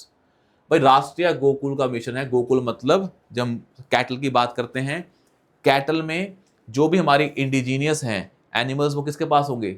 Of course आम लोगों के पास, small and marginal farmer या landless labourers. और it is important for the upliftment of rural poors as majority of low producing. वहां पे जो indigenous animals हैं वो उनकी प्रोडक्टिविटी ज्यादा नहीं है, तभी हम क्या बात करते हैं, क्रॉस ब्रीडिंग करो। और वही कौन सा मिशन है, Rashtriya Gokul mission. It was initiated to promote indigenous cattle and buffalo rearing and conservation in a scientific and holistic manner.